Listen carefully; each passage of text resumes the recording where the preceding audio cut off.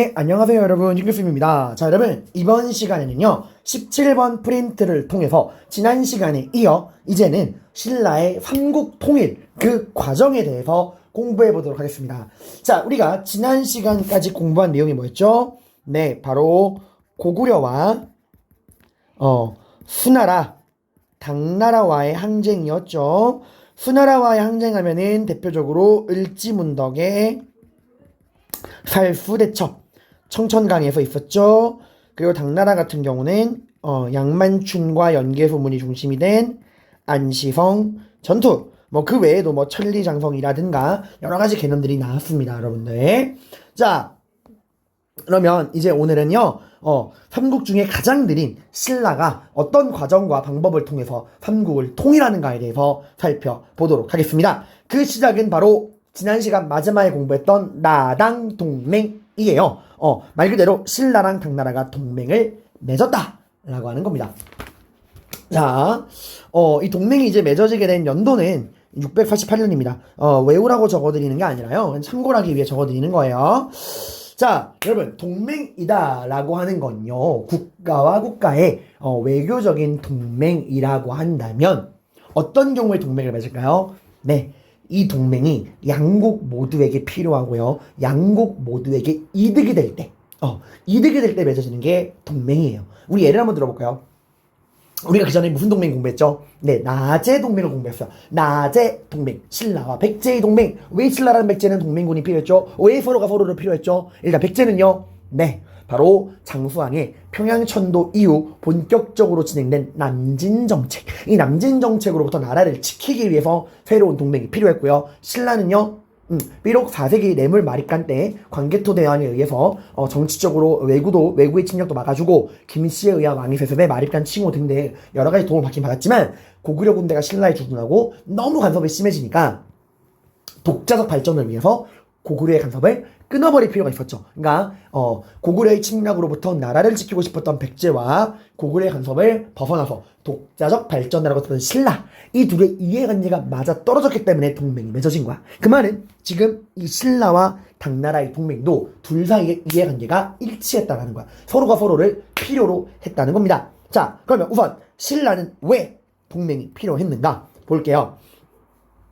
당시에 여러분, 신라는 굉장한 위기였습니다. 선생님, 분명히 신라가 마지막에 전성기 아니었나요? 6세기 때 진흥왕이 한강 차지하고 막 전성기 부렸잖아요, 여러분. 선생님, 근데 그 진흥왕이 죽고 난 이후에 신라는 위기가 찾아오게 됩니다.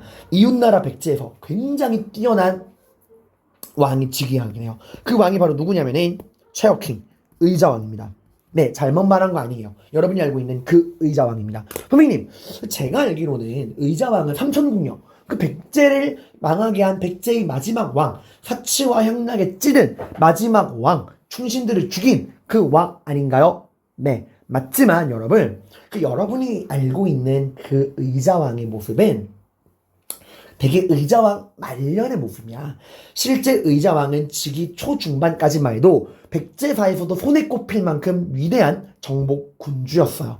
이 의자왕은 왕이 된 이후에 성왕의 복수를 하겠다라고 이제 신라에 대한 복수를 천명을 하고요, 신라를 집중적으로 공격을 합니다. 그리고 되게 싸움을 잘했어요. 그래서 신라를 상대로 연승을 거두게 되는데, 특히 백제 의자왕이 신라의 어디를 무너뜨리냐면은 굉장히 중요한 성, 바로 대야성이라고 하는 성을 무너뜨리게 됩니다. 대야성을 포함해 그 인근 지방 40개 성을 무너뜨리게 되는데, 이 대야성이 왜 중요한 성이냐, 일단 이 성이 어디 있는 성이냐면요, 지도를 좀 보여드릴게요. 대략적으로 대야성이 한 이쯤에 있는 성이라 보시면 돼요. 여기가 대야성이라 보시면 됩니다. 대략적인 위치만 보시면 돼요. 오늘날의 경상남도 합천지방, 여기가 대야성인데, 이 대야성이 왜 중요하냐, 바로 신라의 서쪽 국경을 책임지는 성이었어. 그러니까 고구려로 따지면은 요동성 정도의 중요도를 가지고 있는 방어의 중심지였어. 이 신라의 서쪽 국경을 책임지는 요충지였습니다. 이 대야성은 그 신라의 수도인 경주 금성이랑도 굉장히 가까워요. 말 타고 일주일이야. 즉 이 대야성이 뚫렸다는 거는 신라의 서쪽 국경이 완전히 무너졌다는 얘기고, 이제 마음만 먹으면 백제군이 언제든 신라의 수도를 일주일 만에 타격할 수 있다는 거예요. 자, 그래서 이게 신라에게 엄청난 위기였습니다. 자, 그러면 신라 입장에서 대야성이라는 성은 너무너무 중요한 성이죠. 그죠? 이 서쪽 국경을 책임지는 성이잖아요, 얘들아. 서쪽 국경의 요충지란 말이에요. 경주로 가는 길목에 있는 너무너무 중요한 성인데, 이 성이 무너진 거에는 비하인드 스토리가 있어요. 당시에 이 대야성의 성주가 누구였냐면 김품석이라는 사람이었어요. 이 김품석은 김춘추의 사위였습니다. 누구의 사위요? 김춘추. 훗날 최초의 진골 출신의 왕, 진골 출신으로 신라의 왕이 되는 태종무열왕 김춘추. 그 사람의 사위였어. 사위란 얘기는 얘가 누구랑 결혼했다는 얘기야? 김춘추의 딸과 결혼했다는 얘기예요. 당시 고타소라고 하는 딸과 결혼을 했는데, 얘가 부하에, 분명히 김춘추 딸과 결혼을 한 유부남이잖아. 근데도 자기 부하의 이쁜 아내를 탐내서 부하의 아내를 강제로 뺏어갑니다. 걔 막장이죠. 그래서 이 부하가 백제군에게 이제 원한을 품고 백제군에게 항복한 거야. 그래서 한밤중에 몰래 성문을 열어가지고 이 성이 허무하게 무너진 겁니다. 그래서 이 신라의 서쪽 국경이 뚫리게 된 거죠. 그리고 이 김품석과 고타소는 모두 처형당하게 돼요. 의자왕 앞에서. 근데 엄청 잔인하게 죽여. 니들도 우리 성왕을 목 잘라가지고 왕궁 계단에 묻지 않았냐? 이래서 되게 잔인하게 죽입니다. 김춘추의 기분이 어떨까요? 네, 자기 딸이 죽었어요. 그것도 너무 잔인하게 죽었어. 그래서 역사서에 의하면은 김춘추가 하루 종일 궁궐 기둥에 기대가지고 사람이 앞으로 지나가도 알지 못하고 결국에는 한나절을 그렇게 서 있더니 눈에 피눈물을 흘리면서 어찌 사내대장부가 백제를 멸망시키지 못하겠는가. 내 반드시 백제를 멸망시켜서 내 딸의 복수를 하겠다 라고 이야기를 했다고요. 물론 딸에 대한 원한도 있겠지만 이건 김춘추에게도 절박한 거야. 왜?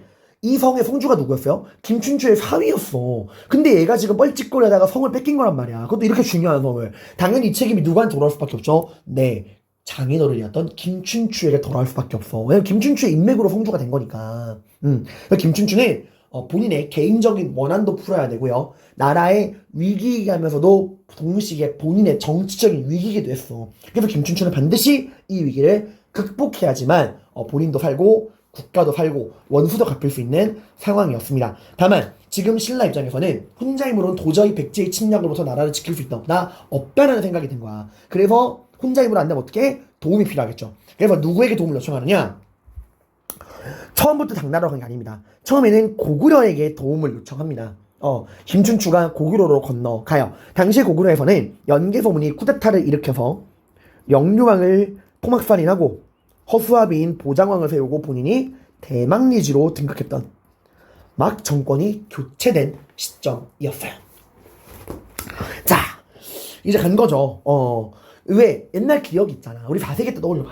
뇌물마립간 당시 신라에 침입한 왜구를 누가 격퇴했죠? 고구려의 광개토대가 격퇴했잖아. 그때의 기억을 떠올려서 다시 한번 우리를 도와주세요 하고 고구려랑 동맹을 맺으러 갑니다. 하지만 이미 고구려는 백제랑 동맹을 맺어놓은 상태였고요. 연개소문은 신라랑 동맹을 맺을 생각이 없었어. 그래서 굉장히 무리한 요구를 합니다.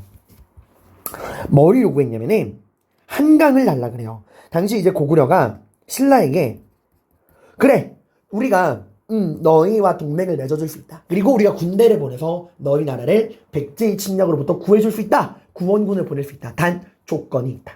너희가 빼앗아간, 너희 신라가 빼앗아간 우리 고구려의 영토를 돌려다오. 그게 어디예요? 한강이란 말이야. 그러니까 5세기 때 장수왕이 가지고 있던 6세기 노에 진흥왕이 뺏어간 그 한강.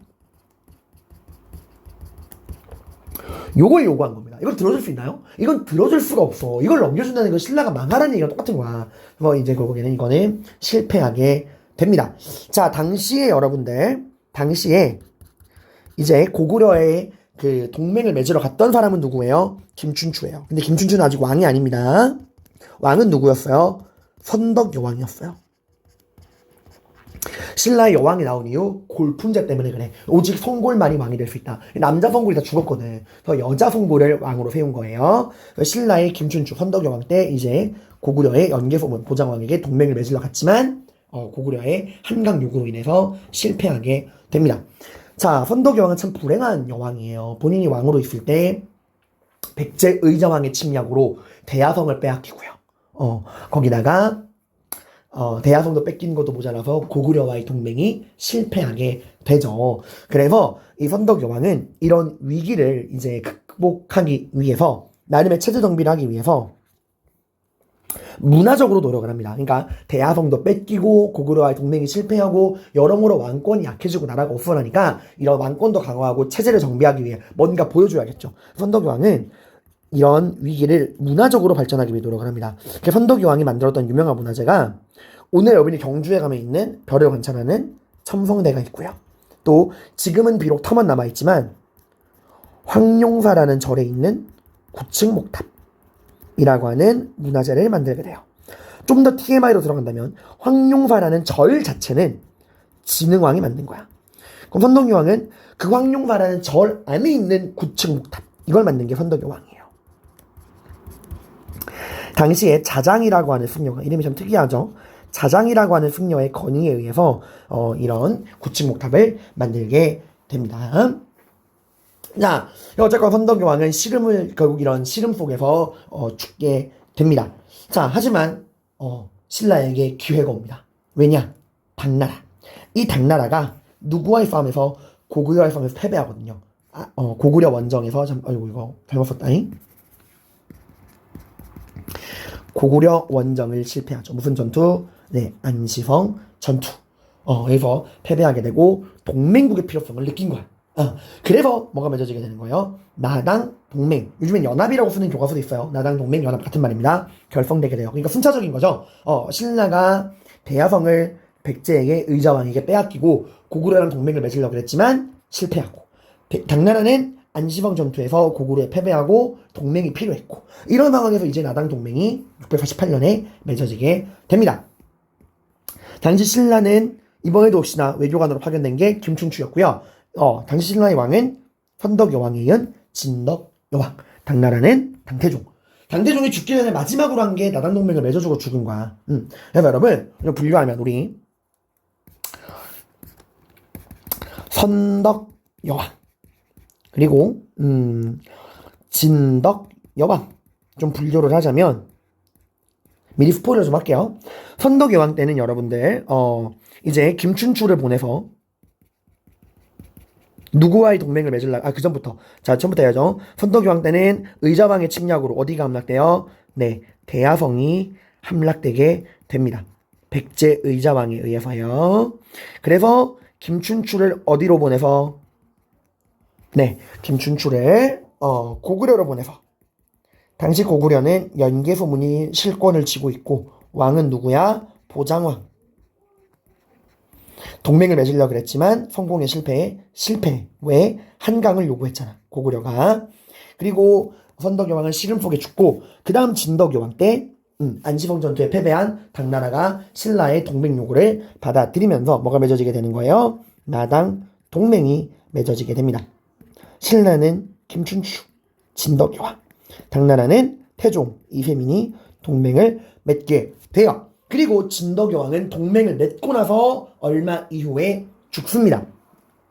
그 다음 이 진덕여왕을 끝으로 모든 성골이 완전히 멸종하게 돼요. 남자가 이거 남아있잖아. 이제 성골이 없으니까 누가 왕이 돼야 돼? 그치, 성골 다음에 있는 진짜 뼈다귀 진골이 왕이 돼야 돼요. 그 진골 중에 누가 왕이 될 거냐? 지금 가장 돋보이는 진골이 누구예요? 그쵸, 김춘추입니다. 결국 나라를 구할 수 있는 나당 동맹을 성공시키잖아. 이 나당 동맹을 성공시킨 공로를 내세워서 이 김춘추가 최초의 진골 출신의 왕이 되니 그가 바로 태종 무열왕이에요. 이 무열왕은 나당 동맹을 힘입어서 백제를 멸망시킵니다. 다만 김춘추는 한국을 통일하지 못해요. 백제가 멸망시킨 다음에 이 김춘추 무열왕은 숨을 거두게 되고요. 그 다음 왕이 된 게 이 무열왕 김춘추의 아들 바로 김범민 문무왕이야. 이 사람이 결국 고구려마저 멸망을 시키고요. 그리고 약속을 어기고 한반도 전체를 지배하려는 야욕을 부리고 있는 당나라와의 전쟁에서도 승리를 거두고 삼국 통일을 완성하게 됩니다. 자, 아무튼 이거 좀 뒤에까지 얘기했고요. 아무튼 신라의 김춘추는 이제 나당 동맹을 맺어지게 된다. 조건, 일단 우리가 동맹을 맺어서 이 백제랑 고구려를 무너뜨린 다음에 영토를 어떻게 나눌 것이냐라는 건데, 사실 여러분 지금 누가 갑이고 누가 을이에요? 네, 당나라가 갑일 수밖에 없어. 왜냐면 당나라 입장에서는 고구려는 보너스 개념이지만, 그죠? 고구려 백제는. 근데 지금 신라 입장에서는 당나라마저 안 도와주면은 진짜 나라가 망할 수도 있어. 백제의 침략으로. 그래서 정말 굴욕적이라고 할 수 있는 조건으로 동맹을 맺는데, 영토를 나누는 기준이 뭐였냐? 고구려의 수도가 어디죠? 평양성. 그 평양성에 흐르는 강이 무슨 강? 대동강. 이 대동강을 기준으로 북쪽 땅은 다 당나라가 가져라. 그 말은 뭐야? 결국 옛 고구려 땅은 거의 다 당나라에게 주는 거예요. 이 대동강 안쪽은 우리가 가지겠다. 즉 이 말은 어디는 절대 포기할 수 없다는 거야? 그치. 한강은 포기할 수 없다 이거예요. 이게 어만큼 신라가 한강을 소중히 생각한 거야. 한강은 줄 수 없다. 그러니까 대동강을 기준으로 북쪽을 가져가라 이거예요. 그리고 이제 우리는 당나라의 제도, 연호, 문무를 수용하겠다. 특히 연호를 수용하겠다. 중국 황제를 기준으로 한 연호를 쓰겠다. 그 전까지만 해도 신라도 독자적인 연호가 있었어요. 덕평왕 뭐였죠? 건원이라고 하는 연호가 있었잖아 얘들아. 그지? 근데 지금 이제 그런 독자적인 연호가 아니라 중국 황제 중심으로 한 연호를 쓴다는 거는 신라가 고유의 문화를 버리고 이 중국 중심의 천하관에 들어가겠다 이거야. 그리고 세 번째 조건. 그러면 우리가 이제 누구 먼저 멸망시킬 거냐? 여러분이 만약에 신라랑 당나라예요. 동맹을 맺었어. 이제 백제랑 고구려랑 싸워야 돼. 누구를 먼저 무너뜨릴까? 그쵸, 백제입니다. 백제를 먼저 공격해야 돼. 왜? 백제가 상대적으로 더 약하잖아. 강한 애랑 약한 애가 있으면 약한 애부터 무너뜨린 다음에 강한 애를 마지막에 무너뜨려야 돼요. 그래서 백제를 공격해서 백제를 무너뜨린 다음에 남북으로 샌드위치로 위아래에서 고구려를 짜부를 만들자. 고구려를 고립시키자. 그러니까 선 백제, 후 고구려.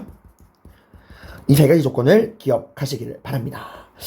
자, 그다음에 여기 나와 있는 이런 내용들, 제가 설명한 내용들이니까 여러분들이 읽어보시면 됩니다. 특히 만화가 굉장히 설명하기 편하죠. 지금 여기서 연개소문이 말하고 있는 신라가 점령하고 있는 고구려 땅, 여기가 어디예요? 여기가 바로 한강입니다. 한강유역. 그 시험에는 중령 이북의 땅이라고도 나와.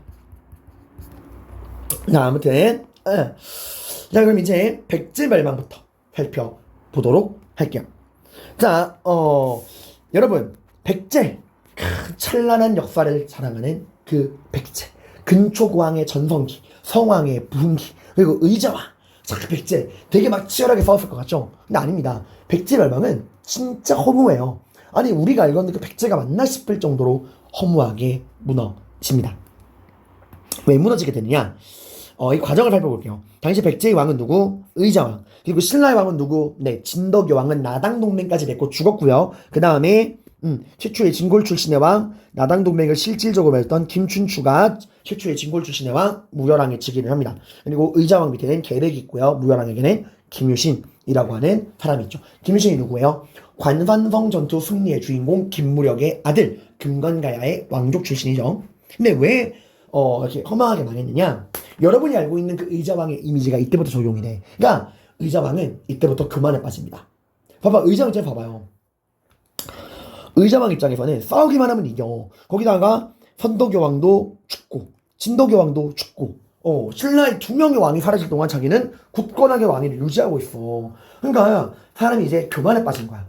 사람이 가장 조심해야 될 때가 이만하면 됐지 이거예요. 의자왕도 이만하면 충분하다. 선덕여왕, 진덕여왕 모두 내 상대가 되지 못했다. 김춘추? 저 어디다 골라먹던 애송이야. 김춘추는 내 상대가 안 돼. 이제 북방지방은 우리의 든든한 동맹국인 고구려가 지켜주고 있고 우리 이웃나라인 신라는 우리 옆에 있는 신라는 우리의 상대가 되지 못하고 이제 우리 백제를 위협할 나라는 존재하지 않는다. 라는 생각을 한 거예요. 이때부터 의자왕이 엄청난 사치와 향락에 빠지게 됩니다. 이때부터 이게 맛이 가게 되고요. 그리고 여러분, 새가 하늘을 날 때 어떻게 날죠? 양날개로 날아요. 균형이 맞아야 됩니다. 여러분, 왕과 귀족은요, 새로 따지면 양날개예요. 겉으로는 대립하는 것처럼 보이지만 이 왕과 귀족이 신라라, 그러니까 나라를 떠받드는 양대 기둥이야. 이 둘 사이의 균형이 맞아야 됩니다. 근데 의자왕은 너무 지나치게 왕권을 강화해요. 그러니까 사치와 향락을 하는 동시에 귀족 세력을 너무 강하게 억압을 해. 그래서 이 귀족 세력이 이 백제란 나라에 대한 마음이 떠나가게 돼요. 그래서 옛날에 나왔던 황산벌이라는 영화에서 이제 막 나당이 이렇게 쳐들어온다는 소식을 딱 전하니까 의자왕이 이제 귀족들을 불러 모아서 군대를 내라 이러니까 귀족들이 이 나라가 니들 부여시 나라지 우리나라냐? 이러고 막 욕하고 나가는 게 나와. 뭘 영화적인 표현이지만 당시 백제 분위기가 그랬어요, 여러분들. 그러니까 가장 백제가 허약할 때 나당 연합군이 쳐들어온 겁니다.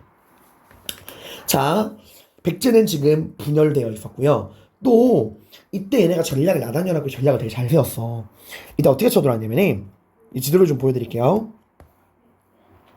자, 여기 이렇게 한반도가 있고 여기 당나라가 있고 여기 이제 고구려가 있고 여기 이제 백제가 있고 여기 신라가 있죠. 자, 백제 수도가 어디죠, 여러분들? 백제의 수도가 여기 금강 하류 지방에 연결돼 있는 여기 사비예요. 자, 근데 나당 연합군이 쳐들어온다 생각해봐, 얘들아. 일단 육지로 올 수 있어요, 당나라 군대가? 못 오죠. 왜? 누가 가로막고 있어? 고구려가 든든하게 가로막고 있잖아. 이래서 이장이 방심한 거거든. 근데 당나라는 백제의 상식을 뛰어넘습니다.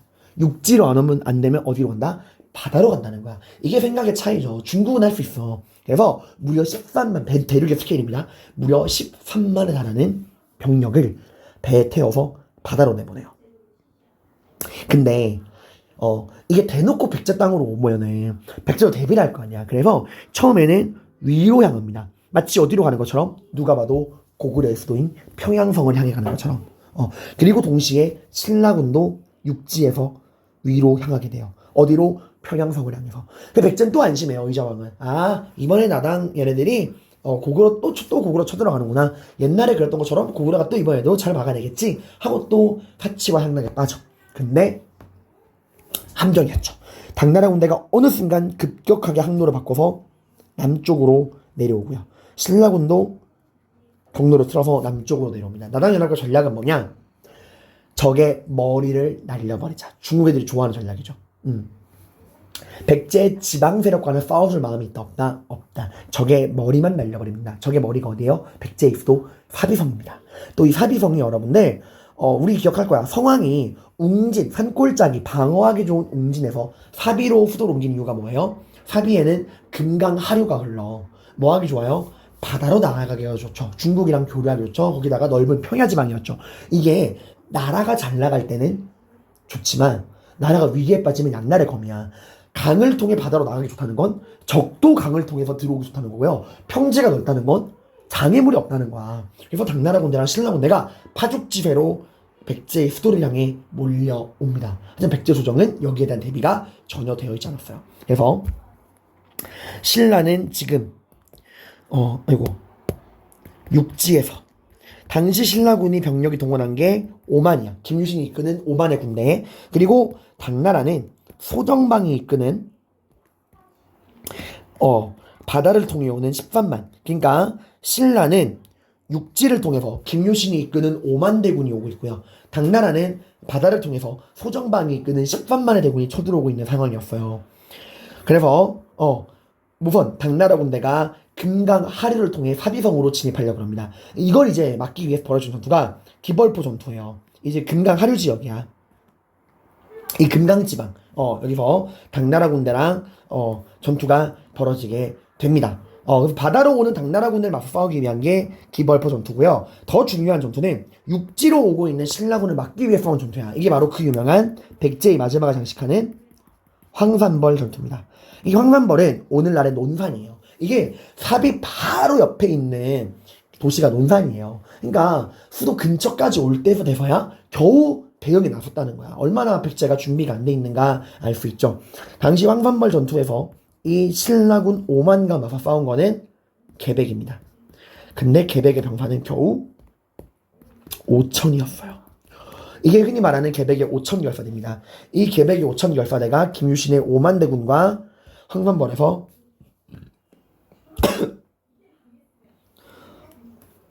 싸운 거예요. 죄송합니다. 그러니까 바다에서는 당나라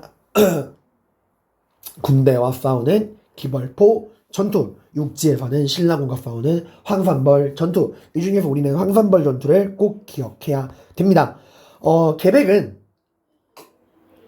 정말 열심히 싸웠어요. 하지만 계백 자체도 이미 알고 있었어. 이 전쟁은 이길 수 있다 없다? 없다. 사실 그런 게 겨우 마지막에 나라를 지키려고 동원한 군대가 5천밖에 안 돼. 거기다가 신라군을 막아봤자 당나라 군대 어떻게 해요? 이거 막아낼 수가 없어. 그래서 계백이 자기 가족을 죽이고 전쟁에 나갑니다. 아내와 자식을 다 죽이고 나가요.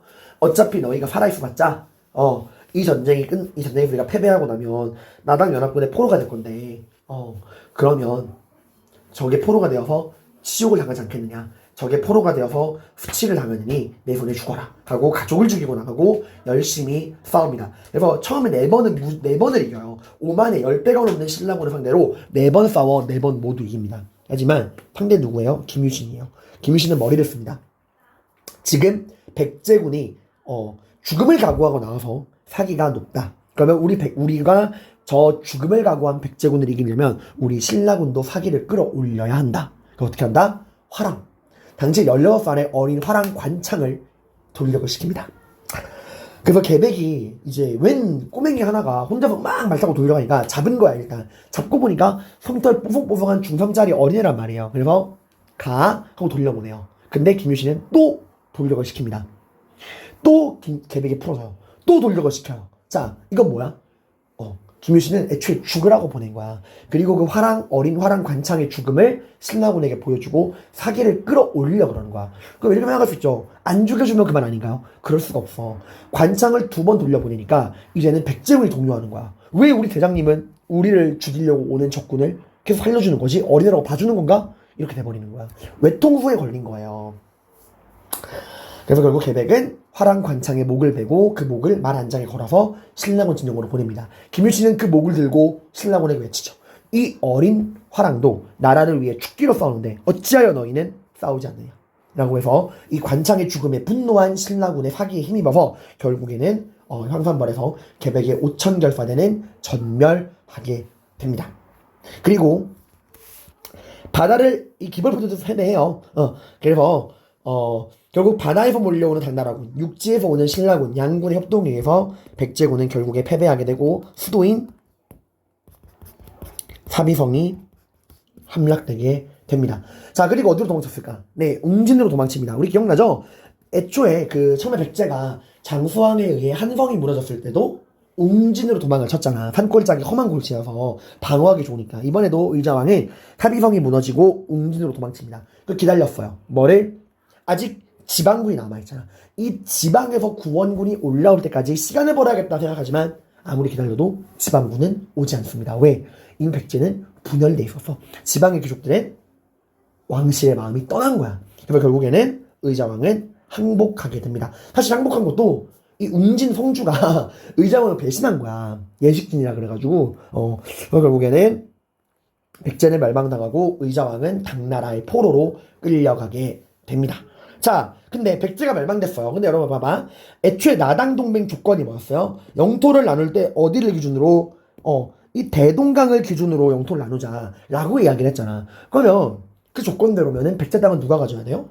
네, 신라가 가져야 돼요. 그렇잖아요? 근데 당나라는 이 백제를 무너뜨리고 이 백제 땅에 웅진 도독부라는 걸 설치해요. 쎄하죠, 여러분? 이 웅진 도독부, 일단 말 그대로 웅진에 만든 도독부인데 이 도독부가 뭘 향하시면 되냐? 여러분 근현대사에 배운 조선총독부. 일본이 우리나라를 식민지배하기 위해 만든 통감부나 조선총독부를 생각하시면 돼. 그러니까 당나라가 다른 나라를 점령하고 만든 식민통치기구라 보시면 돼요. 이걸 누가 만든 거야? 당나라가 만든 거야. 이걸 통해서 당나라는 알 수 있죠. 애초에 약속을 지킬 마음이 없다라는 것을. 하지만 이때까지만 해도 둘은 당나라나 신라는 직접적으로 갈등하진 않아. 왜? 아직 누가 남아있죠? 공동의 적인 고구려가 남아있고요. 또 문제는 뭐냐면 백제 부운동이 일어나요. 애초에 이 나당연합군의 전략 자체가 백제의 머리를 치자, 사비성을 무너뜨리자는 거잖아. 비록 수도는 무너뜨렸지만 아직 어디가 남아있죠? 지방 세력이 남아있죠. 그래서 이 지방 세력이 뒤늦게 백제를 되살리겠다 하고 부운동에 나섭니다. 참 어리석은 선택이에요. 왜냐면 싸운다는 게 어리석은 게 아니에요. 여러분, 정말 이 지방 세력이 나라를 지키고자 했다면 언제 나섰어야죠? 그죠? 이 중앙의 사비선과 옹진이 무너지고 의자왕이 항복하기 전에 나섰어야 돼요. 그죠? 이 중앙과 지방이 똘똘 뭉쳐서 함께 싸워도 이기기 힘든 게 당나라 군대인데 이렇게 분열됐으면 어떡합니까? 아무튼 부흥운동이 일어나게 돼요. 자, 이 부흥운동은 지도랑 자료로 나올 때 여러분들이 구분할 수 있어야 돼. 복신과 도침이라는 사람, 이름이 특이하죠? 복신과 도침이라는 사람은 주류성에서, 그리고 흑지상지는 인존성에서 백제 부흥운동을 이끕니다. 지도에 표시해 드릴게요. 여기 보시면은 복신과 도침은 여기 주류성에서, 그 다음에 흑지상지는 인존성에서 백제 부흥운동을 일으키게 됩니다. 근데 나라를 되살리겠다, 부흥운동 하겠다 그러면 누가 필요해요? 그 나라의 중심이 될 왕이 필요하죠. 근데 지금 의자왕과 다른 그 주요 왕족들은 다 당나라의 포로로 끌려간 상태야. 그래서 국내에 더 이상 왕족이 있어 없어? 없는 거야. 그래서 누굴 끌어들이냐? 당시에 일본에 있던 외국에 건너가 있던 부여풍이란 의자왕의 서자를 끌어들입니다. 제가 저번에 그 무령왕 이야기할 때도 말했지만 백제는 그 중요한 왕위 개선권자가 아니면 어디로 보내버려요? 일본으로, 외로 보내버립니다. 왜? 국내에 남아있어봤자 갈등의 소지가 되니까. 부여풍은 의자왕의 서자고요. 일본에 가 있다는 거는, 외국에 가 있다는 거는 애초에 얘는 왕위 개선권자가 아니었다는 거야. 근데 이제 다른 왕족이 없으니까 일본에 있던 부여풍에게 이 복침과 도침, 흑지방지가 연락을 한 거야. 당신께서 건너와서 우리가 백제를 되살리고자 하니 왕자께서 우리의 새로운 왕이 되어 주십시오. 이래서 부여풍을 초대해서 이 부여풍을 왕으로 추대하게 됩니다. 부여풍은 혼자 온 게 아니에요. 일본의 지원군을 끌고 오게 됩니다. 당시 일본이 이 백제 부흥운동에 보낸 지원군의 숫자가 29,600명이에요. 어마어마한 숫자입니다. 그러한 고대 시대에 당시 일본의 국력으로 바다 건너 백제에 29,600명을 보냈다? 이거는 당시 일본이 낼 수 있는 거의 모든 힘을 다 짜낸 거야, 얘들아. 거기다 심지어 백제를 망한 나라예요. 이거 뭐 살려줘봤자 딱히 일본에게 일될 게 없어. 그러면 이제 어떻게 이렇게 도와줬냐? 그래서 오늘날에도 백제랑 일본의 관계는 좀 다른 특별한 관계지 않을까라고 생각하는 학자들이 되게 많아요. 자, 아무튼 이렇게 해서 한동안 부흥운동 잘 나갔어. 근데 부흥운동은 실패합니다. 왜? 분열해요. 싸움이 납니다. 맨 먼저 도침의 힘이 너무 강해지니까 복신이 도침을 죽여버려요. 그리고 본인이 권력을 잡아. 이러니까 부여풍이, 야, 내가 그래도 왕인데 놈들이 나를 바지사장으로 만들려고 그래? 하고 부여풍이 복신을 죽여버려요. 대환장 파티죠. 지금 신라랑 당나라를 몰아낸 것도 아닌데 내부 분열이 난 거야. 이걸 보고 흑지방지는 개판이네 이러고 당나라에 투항해요. 이런 상태에서 신라랑 당나라군을 싸워서 이길 수 있어? 못 이겨요. 그래서 이 마지막 전투가 백강전투라는 건데, 이건 이제 백제 부흥군과 일본의 지원군이 나당 연합군과 싸운 거지만 이미 싸우기 전에 승부는 결정났어. 이런 내부 분열로 인해서 패배하게 되고 백제 부흥운동은 실패로 돌아가게 됩니다. 자, 근데 이렇게 물어보는 친구도 있어요. 선생님, 근데 분명히 그 십자비교 설명하실 때 돌골 고구려 백제, 왜? 고구려 백제가 동맹이었잖아요. 그러면 고구려 입장에서 당연히 백제가 망하고 나면 자기밖에 안 남는데 남북으로 포위 나가는데 당연히 백제를 도와줘야 되는 거 아닌가요? 라고 생각할 수 있죠. 당시 고구려는 백제를 안 도와준 게 아니야. 못 도와준 거예요. 왜? 고구려, 여러분 봤다시피 고구려가 당나라의 침략을 막아내는 과정에서 너무 많은 힘을 써버려. 그게 이게 중국과 고구려의 차이죠. 당나라는 금방 힘을 회복하고 바다 건너 백제에 13만을 보냈지만 고구려는 그 당나라에 서면서 입은 피해를 복구하는데 아직 더 많은 시간이 필요했던 거야. 그래서 고구려는 그 당나라에 서면서 입은 피해 때문에 백제를 도와줄 만한 여유가 없었어요.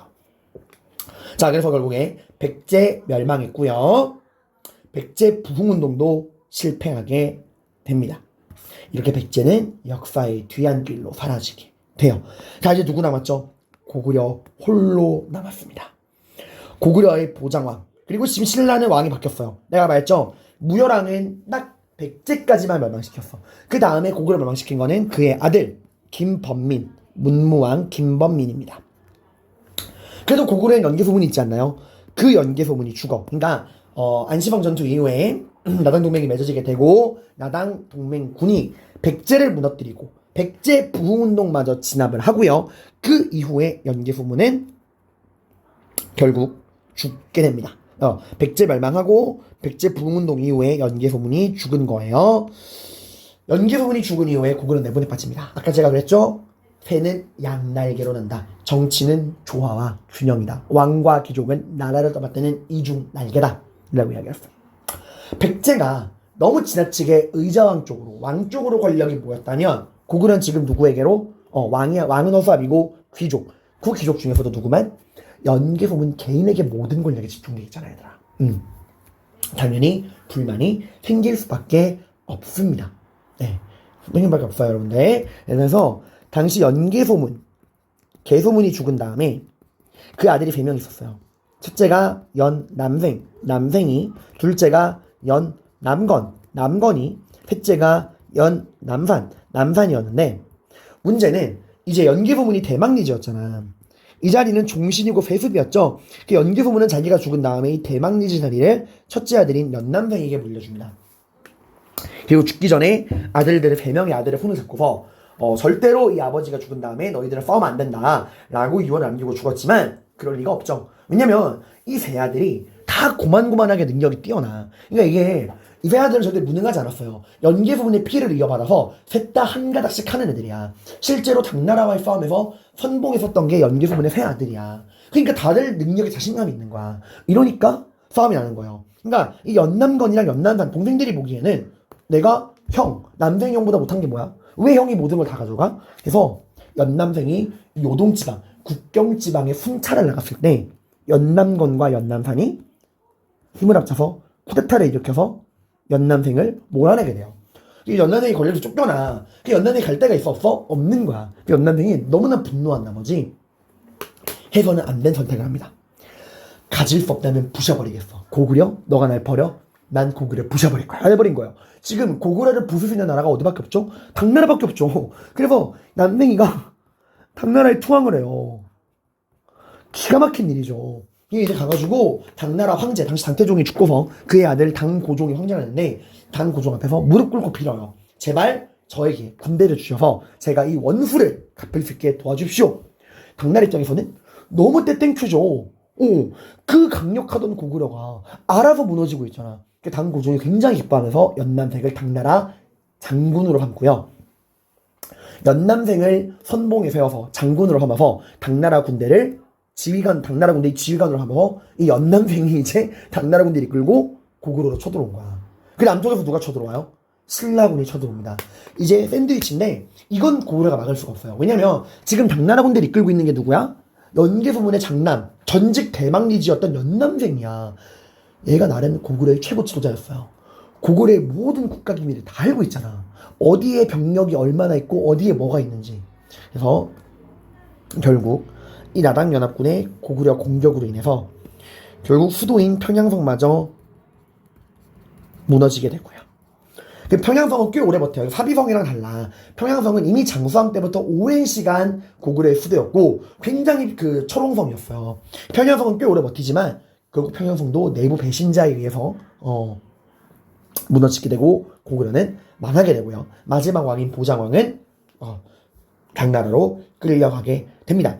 자, 그리고 당나라는 고구려 멸망시킨 다음에 고구려 땅 평양에다가 안동도호부라는 걸 만들어요. 뭐라고요? 안동도호부. 이 도호부가 아까 쌤 백제 멸망시키고 만든 건 옹진도독부였잖아요. 근데 여기 왜 도호부예요? 도호부가 좀 더 큰 개념이야. 고구려가 백제보다 땅이 크잖아요. 좀 더 큰 개념입니다. 도독부는 작은 단위, 도호부는 큰 단위라고 보시면 돼요. 이름이 뭐야? 안동이야. 평안하게 한다. 어디를? 동쪽을. 이제 동쪽을 평안하게 하겠다라는 거예요. 누구 입장에서? 당나라 입장에서. 하지만 우리 고구려 이대로 망하지 않습니다. 부흥운동이 일어나게 돼요. 이 부흥운동도 여러분 백제 부흥운동이랑 구분해서 여러분이 자료랑 지도로 볼 줄 알아야 돼요. 고연문은 오골성에서, 건모잠은 한성에서. 자, 한성 이거 하니까 어디가 떠올라요 여러분들? 서울이 떠오르죠. 한강유역. 거기 아닙니다 여러분들. 그 서울지방 아니에요. 이름만 한성이고 이거는 황해도 재령지방이야. 말이 안 되죠. 한강은 신라 땅인데. 건모잠은 황해도 한성에서, 그리고 안승이라는 사람은 금마저에서. 근데 금마저가 오늘날 어디냐면 익산이에요. 익산이 전라북도거든요. 이상하지 않나요? 지금 분명히 어느 나라 부흥운동이야? 고구려 부흥운동이야. 근데 백제 땅인 고구려 부흥운동인데 백제 땅인 익산에서 일어났다고? 지도를 볼까요? 이거 빨간색으로 표시할게요. 고현무는 오골성에서, 건모잠은 한성에서, 서울은 여기입니다. 이거는 황해도 지방이에요. 그리고 특이하게도 고구려 부흥운동을 이끄는 안승이라는 사람은 금마저, 익산에서 활동해요. 자, 이게 어떻게 된 거냐? 이거에 대한 설명을 좀 해드릴게요. 일단 이 고구려 부흥운동은 도와주는 세력이 있습니다. 아까 백제 부흥운동은 누가 도와주었죠? 네, 백제의 영원한 친구 일본이 도와주었죠. 근데 이 고구려 부흥운동은 특이하게도 신라가 도와줍니다. 왜? 자기네가 멸망시켜놓고서. 여러분 이미 알겠지만 당나라는 백제를 멸망시키고 백제 땅의 웅진도덕부, 그리고 여기는 안 나와있지만 백제 땅에다가 웅진도덕부를 만든 이후에 신라의 수도 경주에다가 계림도덕부라는 걸 설치해요. 그리고 지금 고구려 땅에다가는 평양의 안동도어부. 이 말은 약속을 지킬 마음이 없다. 한반도 전체를 지배하겠다는 야망을 보여주고 있는 거죠. 결국에 마지막적인 고구려마저 풀어졌어. 이제 신라가 누구와의 승부를 피할 수가 없죠. 한반도 전체를 삼키려고 하는 당나라와의 승부를 피할 수가 없는 거야. 근데 혼자 힘으로는 이기기가 힘드니까 이 당나라와의 싸움에서 이용해 먹으려고 신라가 고구려 부흥운동을 지원한 겁니다. 그 과정에서 등장한 게 안승이야. 이 안승은 원래 어떻게 나오냐면은, 원래는 모든 부흥운동, 아까 백제도 부흥운동 할 때 누가 필요했어요? 왕이 필요해서 일본에 있던 그 의자왕의 서자인 부여풍을 왕으로 추대했잖아. 이 고구려 부흥운동에서는 이 건모잠이라는 사람이 당시에 고구려 마지막 왕이 누구예요? 보장왕. 이 보장왕의 서자라는 건 되게 그 첩의 자식이야. 그러니까 왕이 될 수 없는 왕위 계승권자 한참 밀려있던 그 덕분에 끌려가지 않은 안승을 왕으로 추대해요. 근데 둘이 싸움이 난 거야. 그래서 안승이 건모잠을 죽여버립니다. 그리고 안승이 건모잠을 죽인 다음에 자기를 따르는 고구려 부흥군을 데리고 어디로 도망친 거야? 신라 땅으로 도망을 친 거야. 그 신라가 이 안승과 고구려 부흥군을 받아들인 거예요. 누구랑 싸우려고? 당나라 군대랑 싸우려고. 그래서 전라북도 익산 지역에 나라를 만들어줍니다. 그게 바로 보덕국이라는 나라예요. 자, 이거 뭐야? 그지? 백제 땅에 있는 웅진도덕부. 그 백제 땅에 있는 웅진도덕부 당나라 군대랑 싸우려고 받아들인 거야. 보덕국 참 쪽팔리지 않나요? 보덕국 뜻이 뭐냐면 보답한다. 덕, 은혜를. 누구의 은혜를? 신라의 은혜를. 고구려 부흥운동을 이끈다고 하는 사람이 신라 땅에 와서 신라의 지원을 받고 신라의 은혜에 보답하는 나라를 만든 거예요. 보덕국. 아무튼 이 되게 특이한 케이스야. 고구려 부흥운동인데 옛 백제 땅인 그 익산 금마저 지방에 보덕국을 만들었고, 이거는 신라의 지원으로 만들어진 나라다라고 하는 특이한 포인트니까 여러분들이 이거는 잘 기억을 두세요. 그리고 다만 이 부흥운동 역시도 실패할 수밖에 없죠. 애초에 이거는 당나라와의 전투가 끝나면 당연히 신라가 보덕국을 없애버릴 수밖에 없죠. 실제로 당나라와의 전투에서 승리한 신라가 이후에 보덕국을 없애버립니다. 아무튼 이 부흥운동도 실패로 돌아갔다라는 거예요. 자, 그럼 이제 우리 마지막 백제 멸망했고요. 나당동맹이 맺어지게 되고 백제 멸망하고 백제 부흥운동 무너뜨리고, 그리고 고구려 무너뜨리고 고구려 부흥운동마저 진압되고 있죠. 고구려 부흥운동 진행 중이고, 그 과정에서 벌어지게 된 게 바로 나당 전쟁입니다. 왜? 당나라가 한반도 전체를 지배할 욕심을 보이고 있으니까. 아까 얘기했죠. 백제를 무너뜨리고 백제 땅에다가 만든 게 뭐죠? 웅진도덕부. 그리고 신라 땅, 신라 수도 경주의 계림도덕부. 그리고 고구려를 멸망시키고 고구려 땅에 안동도덕부 하는 식민통치기관을 만든 거야. 이게 나오죠. 이러니까 신라도 느낀 거야. 결국 당나라랑 한판 승부를 벌여야 되는구나. 근데 우리 혼자 힘으로는 된다 안 된다? 안 된다. 그래서 맨 먼저 백제 유민을 끌어들입니다. 여러분, 유민이라는 건 망한 나라의 백성이라는 뜻이에요. 자, 근데 여러분, 그리고 이거는 만약에 이렇게 말을 드릴까? 만약에 여러분 시험에 신라가 당나라랑 싸우기 위해 백제 부흥운동을 지원했다. 맞아요? 이건 틀려요, 여러분들. 그러니까 신라는 백제 부흥운동을 지원한 적이 없어. 백제 무너뜨리고 백제 부흥운동 무너뜨리고 그 다음에 남아있는 이 백제 백성들을 끌어들인 거야. 그럼 이렇게 물을 수 있죠. 선생님, 백제인들 뭐 대가리에 총 맞았어요? 아니, 지금 신라에 의해서 나라도 망하고 부흥운동도 실패했는데 그런 신라를 따른다고요? 여러분, 당연히 백제 유민들 입장에서는 신라도 밉지만 누가 더 미웠냐? 당나라인입니다. 이게 마인드가 달라요. 신라 입장에서는 백제는 결국 내 영토로 만들어야 되는 내 땅이야. 근데 당나라가 바라보는 백제는 뭐야? 그냥 식민지예요. 그래서 당나라가 웅진도독부를 설치한 이후에 거기 살고 있는 백제인들을 엄청 많이 괴롭혀. 그래서 이걸 신라인들이 파고든 거야. 우리가 과거의 원수였지만 언제까지 저 당나라 놈들 두고 볼 거냐? 우리 힘을 합쳐서 너희 백제 땅에 있는 저 웅진도독부 당나라 놈들을 몰아내자 라고 이야기를 한 거야. 그러니까 이제 그 웅진도독부를 없애버리자 라고 이야기를 한 거야. 그러니까 백제 유민들 입장에서는 신라도 미웠지만 자기들을 괴롭히는 이 당나라가 더 미웠던 거야. 그래서 이 백제 땅에 있던 웅진도독부 당나라를 몰아내기 위해서 백제 유민들이 신라에 합류하게 돼요. 그리고 고구려 부흥운동 지원했죠. 대표적으로 누구? 안승을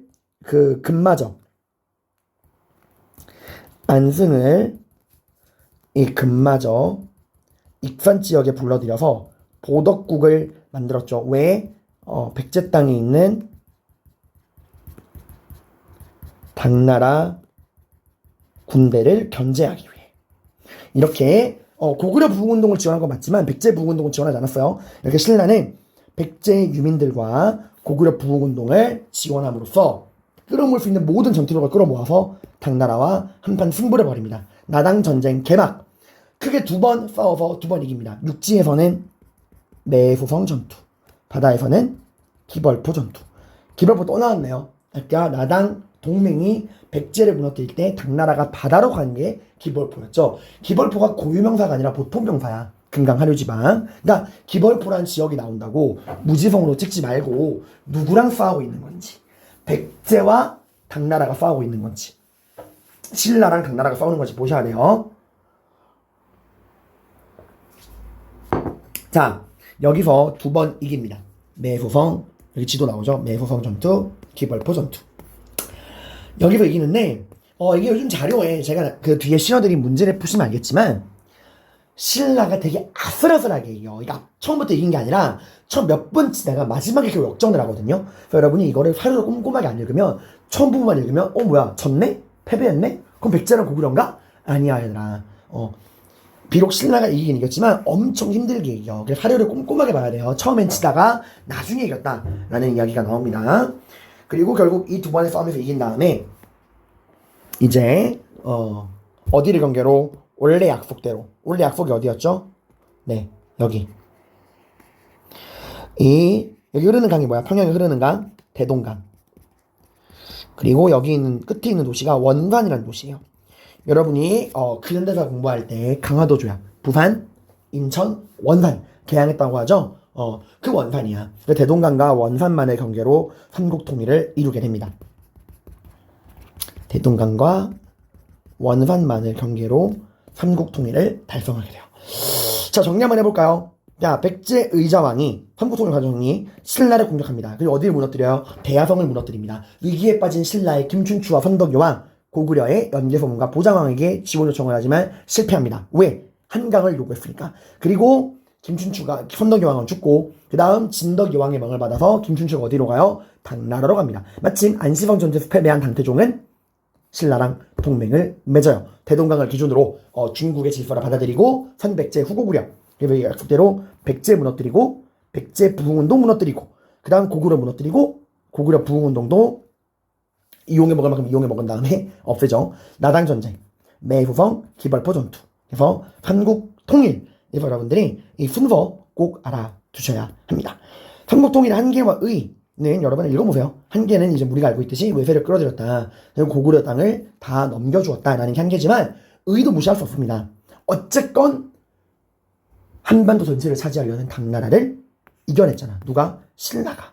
그 과정에서 백제랑 고구려 사람들을 함께 끌어들였고요. 자주적인 성격. 그리고 신라가 계속 내세운 캐치프레이즈가 있어. 4만1통. 이제 삼국은 하나가 되었다. 그러니까 이제 너희는 고구려 백제가 아니라 우리 통일신라의 백성이다. 민족 융합책을 되게 적극적으로 실시합니다. 그리고 고구려 백제 문화도 적극적으로 받아들여서 새로운 민족 문화가 발전하게 돼요. 자, 근데 여러분 마지막으로 막간의 상식. 여러분 이상한 생각 안 들어요? 여러분 당나라, 수나라 당나라 생각해봐. 고구려랑 싸우던 수나라 당나라 어때요? 진짜 끈질기죠. 한 번 진다고 포기하던가요? 아니란 말이야. 거의 사이코패스 수준으로 달려들잖아. 근데 그렇게 집착하던 당나라가 중국이 겨우 2번 진다고 포기한다? 그럼 봐봐. 당나라 입장에서는 이제 한 발짝만 더 가면 돼. 고구려 망했고 백제 망했어. 이제 신라만 무너뜨리면 한반도 전체가 당나라 거야. 근데 왜 이렇게 금방 포기했냐? 그럴 수밖에 없었어요. 당시 당나라는 신라와의 전투를 오래 끌 수 없는 상황이었어. 당나라가 신라랑 한창 싸우고 있을 때 오늘날의 티베트 고원, 달라이라마 그 티베트 있죠? 그 옛 티베트인들이 만든 토번이라는 나라가 엄청나게 성장하고 있었습니다. 이 토번이 당시 당나라의 수도인 장안성을 위협하고 있었어. 그래서 당나라는 신라와의 싸움에 집중할 수가 없는 상황이었어요. 그래서 몇 번 지고 나니까 그냥 안 되겠다 이러고 군대를 다 빼서 토번을 막으러 간 거야. 그러니까 토번이 우리의 은인인 거야. 만약에 토번이 당나라를 위협하지 않았다면 당나라는 끝까지 신라를 물고 늘어졌을 거고, 그러면 과연 신라가 당나라를 상대로 버틸 수 있었을까? 이건 의문점이에요. 아무튼 이런 것들, 달라이라마를 우리가 고마워하는 마음을 가져야겠죠. 자, 아무튼 이렇게 해서 다 봤고요. 여기 뒤에 나와 있는 한능검 문제 보시면은 삼국통일 문제는 대부분 다 연표형 문제, 그러니까 시기를 묻는 문제라는 걸 알 수 있어요. 제가 특별히 최신 문제들만 다 갈아치웠어요. 이번에 삼국통일 문제를 가장 최신의 문제들로 실었으니까 꼭 한능검 문제 풀어보시고, 여러분이 이제 15번 프린트에서 공부한 고구려와 수나라 당나라와의 항쟁, 그리고 17번 프린트에서 공부한 삼국통일의 과정, 이 부분은 꼭 내용 정리하시고 기출문제까지도 풀어보셔야 합니다. 고생 많으셨습니다.